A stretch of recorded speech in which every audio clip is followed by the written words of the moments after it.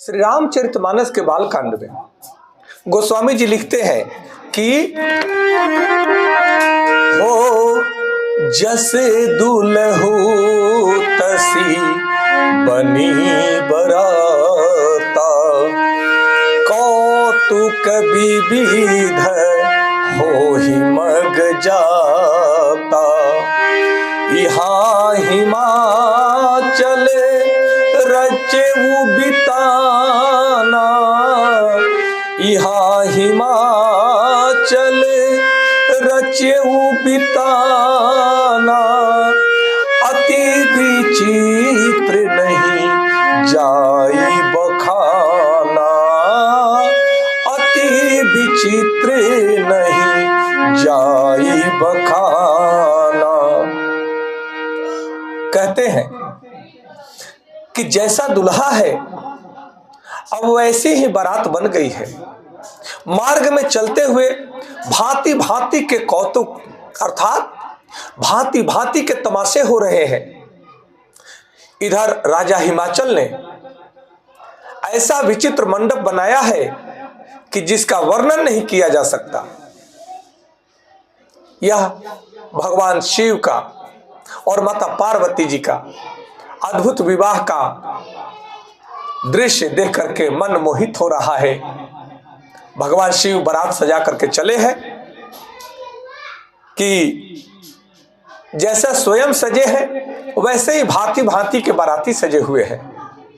भांति भांति के वस्त्र है, भांति भांति के भगवान शिव के गण हैं। जैसे कि पीछे भी कहा गया, पिछले चौपाई में दोहा में छंद में भगवान शिव के बारात का वर्णन गोस्वामी जी ने किया है कि किसी का मुख ही नहीं है तो किसी को कई कई मुख है, किसी का एक भी हाथ नहीं, किसी के सहस्त्र हाथ है, कोई बिना पांव के ही है, तो किसी का एक आंख है तो किसी के कई कई आंख है। ये अजीब कौतुक देख करके सब नर नारी, नगर के सब नर नारी भयभीत भी हो रहे हैं और आह्लादित भी हो रहे हैं। भगवान शिव का दृश्य भी अद्भुत है। सब माताएं बहनें कहती हैं कि जैसा दुल्हा थे भगवान शिव, जैसा दुल्हा है वैसा ही उनकी बारात है। रास्ते में अनेक प्रकार के अद्भुत दृश्य देखने को मिल रहा है।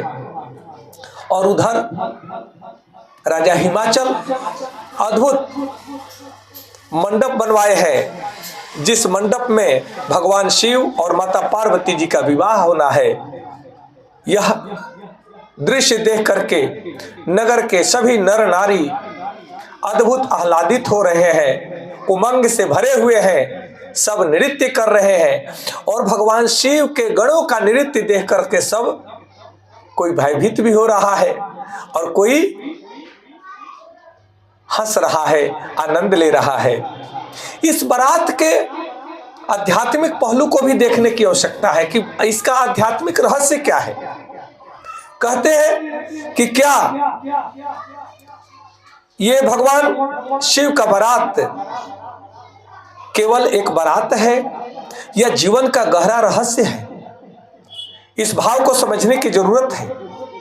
क्या यह केवल विवाह का वर्णन है या हमारे आपके जीवन के लिए एक अद्भुत गहराई का सिद्धांत है? इस भाव को समझने की आवश्यकता है। यह केवल विवाह का वर्णन नहीं है, यह तो हम सबके जीवन का सिद्धांत है कि जस दुल्हू तस बनी बराता। अर्थात इसको आध्यात्मिक तौर पे चल करके हम समझें और अपने जीवन को धन्य बनाएं, तभी तो इस चौपाई के अर्थ का फल हमें मिलेगा। कहते जस दुल्हू तस बनी बराता। इसका आध्यात्मिक रहस्य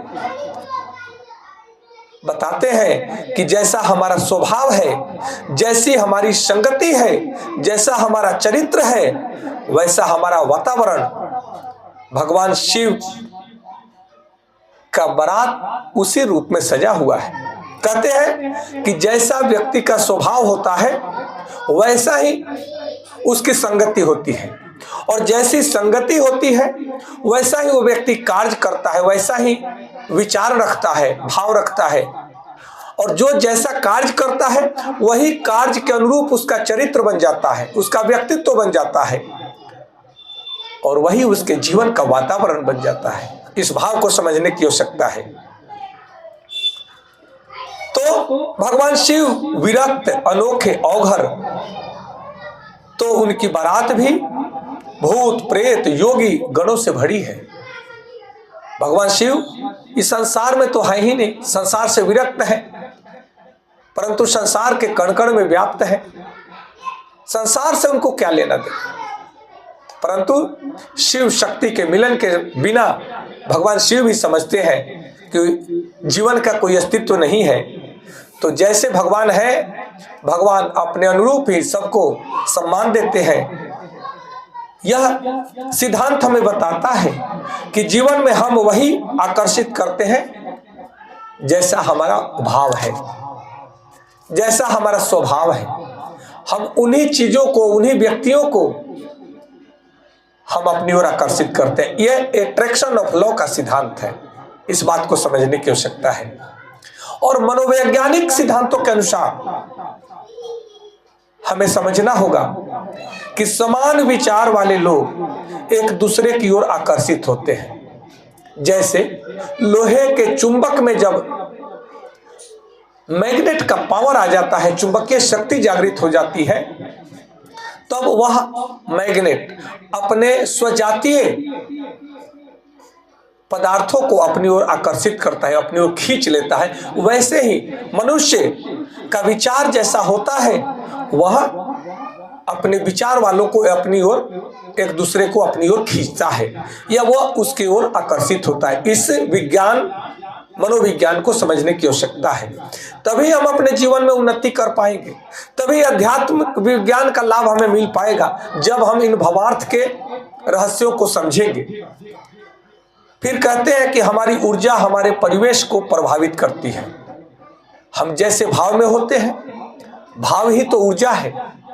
मन इज पावर। मन में क्या चल रहा है वही शक्ति के रूप में प्रकट होता है। इसलिए मन में सदैव ही शक्तिशाली विचारों को संग्रहित करें, चिंतन करें, और उसे अपने भाव में, स्वभाव में शामिल करके वैसा ही कर्म करें। आप ऊर्जा के स्रोत हैं, इसलिए जैसी आपकी ऊर्जा है वैसा ही आपका परिवेश बनेगा, ऐसा ही आपका ओरा बनेगा, वैसे ही आपका आभा मंडल बनेगा, और आप अपनी ओर वैसे ही लोगों को आकर्षित करते हैं।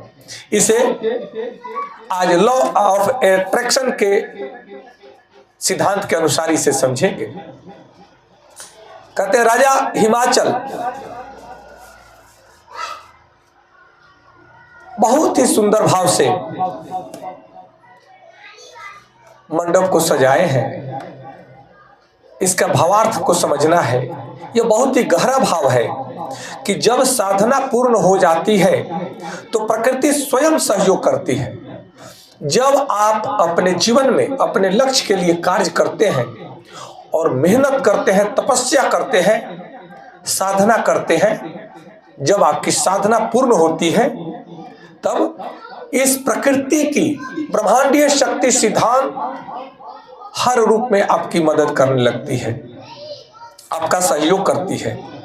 जब आपका जीवन पवित्र होता है तो परिस्थितियां भी अनुकूल बन जाती है। इस भाव को समझने की आवश्यकता है। इसलिए हमें कभी कभी एकांत में बैठ करके अपने आप से पूछना चाहिए कि क्या मेरा आचरण पवित्र है, क्या मेरी संगति प्रेरणादायक है, या मैं वैसे संगति का भीड़ का हिस्सा बना हूं जहां न मेरे विचारों का कोई महत्व है, न कहीं वैसे कोई विचारवान है जो जिसके विचार को हम ग्रहण करके अपने जीवन को धन्य बनाए। ये अपने आप से प्रश्न करें कि क्या मेरा आचरण मेरा विचार, मेरा भाव, मेरा कर्म क्या शुद्ध है, पवित्र है? अगर है तो इसे और बेहतर बनाए, और ये अच्छी बात है।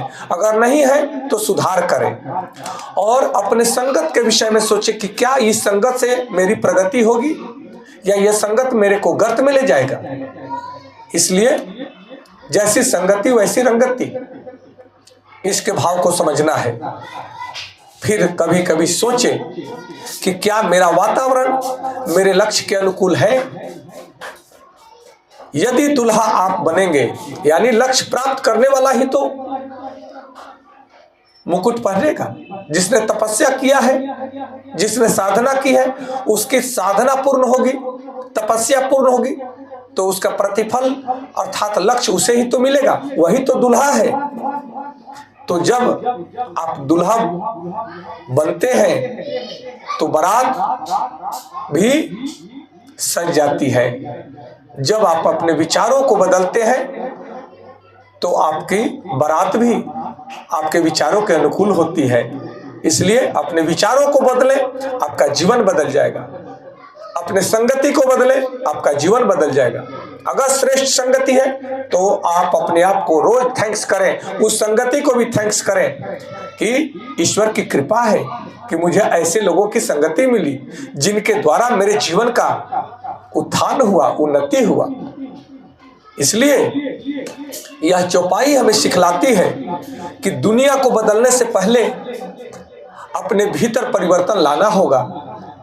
जब हम बदलेंगे तभी दुनिया बदलेगी, जब हम बदलेंगे तब हमारा जीवन बदलेगा, तब दुनिया बदल जाएगी और दुनिया को देखने की दृष्टि बदल जाएगी। दुनिया हमें अलग दृष्टि से देखने लगेगी। जब व्यक्तित्व ऊंचा होता है तो जीवन का हर उत्सव दिव्य हो जाता है। व्यक्तित्व में जब दिव्यता आती है, पवित्रता आती है, तब आपका जीवन दिव्य उत्सव बन जाता है। इस भाव को समझने की आवश्यकता है। इसलिए मेरे प्रिय दर्शकों, मेरे भाइयों बहनों, मैं आपको हृदय से नमन करते हुए इस रामचरितमानस के कथा को आपको आपके जीवन के मार्गदर्शन के रूप में प्रस्तुत करता हूं कि आपका और हमारा सबका जीवन उन्नत हो, आपके परिवार का जीवन उन्नत हो। तभी तो रामचरितमानस को पढ़ने का, सुनने का, इसके भावार्थ को समझने का परिणाम हमारे जीवन में दिखेगा। अन्यथा आप देखते हैं बहुत से लोग हैं रोज रामचरितमानस पढ़ते हैं, सुनते हैं, कथा सुनते हैं, परंतु जीवन में परिवर्तन नहीं होता है। वे सब के सब भीड़ का हिस्सा बने हुए हैं। और आजकल तो सत्संग करके लोग अपना अपना दुकानदारी चला रहे हैं। तो मेरे मित्रों, ग्राहक बनना है तो सत्य का ग्राहक बने और ईमानदारी से उस सत्य को सुने, उस सत्य के सिद्धांत को पढ़ करके, सुन करके अपने जीवन में उसका प्रैक्टिकल करें, उसको धारण करें। तभी आपके जीवन में उसका प्रतिफल मिलेगा, उसका भाव आपको दिखेगा। इसलिए आज इतना ही, कल दूसरे चौपाई के साथ में फिर मिलेंगे। आप सबको कोटि कोटि नमन। हर हर महादेव। जय माता पार्वती जी। जय श्री राम, जय श्री राम, जय श्री राम।